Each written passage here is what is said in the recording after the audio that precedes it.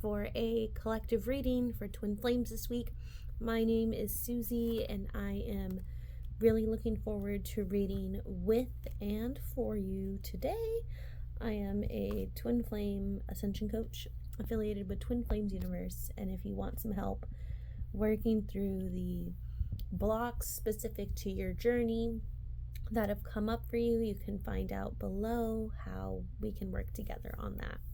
So let's get started. So for this reading, I chose the Carolyn Myss Archetypes deck because I just felt like this deck can get really specific about some of the actual blocks you're facing and just present it in a really clear-cut way. It's an oracle deck, not a tarot deck, as you can probably tell looking at it. So getting started with this visionary card, you're feeling an inspiration come to you this week. You're feeling inspired, and that light has turned on, asking you for forward movement, asking you to move forward with this vision. It's like you can feel in your heart the reality you desire and the reality you're creating. And really what this card and what this message is asking you to do is to hold and embrace that vision, and don't try to shape it or tone it down or set limits on it or make it more acceptable and palatable to other people. Not everyone understands your twin flame journey, and they won't unless they're on their own twin flame journey and have really done the nitty-gritty work of loving themselves and working through some of the blocks and triggers and reaping some of the spiritual rewards that come of that.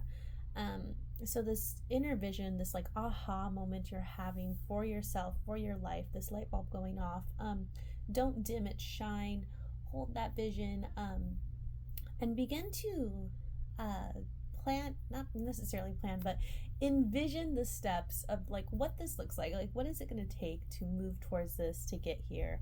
And don't worry about what other people are saying.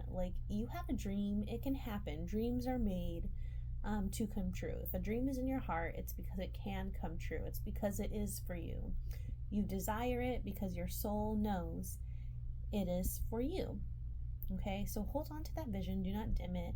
Now we're looking at this gossip archetype, and what this is asking you to do is to really trust yourself with what's going on. Really consider who you trust in your life, with your most intimate desires and dreams and inner journeys that you're taking. And then to really importantly, not stoop to the level of rehashing other people's drama. Okay, it can be really it's kind of human nature to talk and discuss the social ongoings of our communities, of our circles of people. There's evolutionary stuff behind that, but it's truly just not in alignment with your vibration to be embedding yourself in that drama, whether you realize it or not, by just discussing it. You don't have to put attention on the drama, right? That's not going to help you right now with this vision that's coalescing in your heart, that's coming to be, right? It's not for you. It's not for you. And that said, again, not in a warning sense, but just be cognizant of who you're sharing yourself with too. When people feel bad about themselves, they love to take down other people's happiness. So protect your energy. Be picky with your energy. Be picky about who you hang out with. Be picky about the topics you discuss with people. You don't have to hide yourself, but you don't have to overshare yourself either. You don't have to give where you will not be received. Okay, because then that becomes an energy leak, and when you're leaking your energy, you're leaking the energy in your union, right? Your union, yourself. You're very sacred, you are divine, and so you should treat yourself as such, right? Don't let mud get into your system, get into your union. Like, just keep it very keep it honest, keep it loving, be willing to find the truth. And the truth isn't I'm sorry, I keep moving my camera because I'm so passionate about this, but the truth isn't in the gossip. Okay, so just like beware of that pattern. Some of us like have patterns of that, or are around people who do that. Like, it's time to cut it off. Okay. And then we have the poet energy. So you might talk a lot, or you might be around people who talk a lot, or you might just have a desire to really express and share this vision.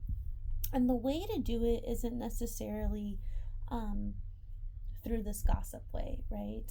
Or if you're experiencing frustrations with people, or you're observing ego or separation consciousness in other people, the way to process it isn't necessarily to gossip about it, right?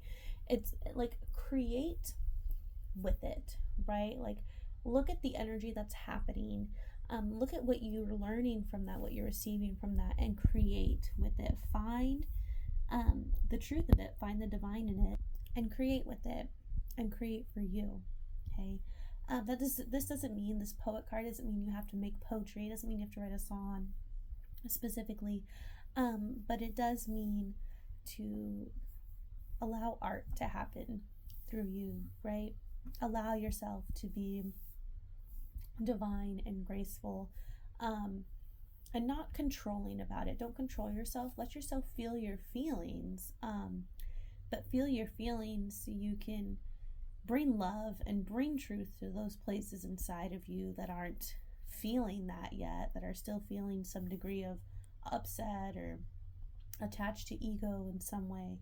And then once you have brought love there, like, express like what you're learning, express what your desires are, express who you want to be, right? And like really creating this art, this expression, this poetry of like who you're becoming, like what your vision is. And the things you're learning right now is going to help you ground it and manifest it, and maybe even make your art visual, like put it in a place where you're going to see it every day, so it becomes something you can follow. And like, tying this all together, like, I know I haven't talked about your twin flame a lot, but you and your twin flame share the same or complementary visions for your life, right? Like, you come together so easily because you're one, because all of your desires perfectly complement each other, because you're really one at the core.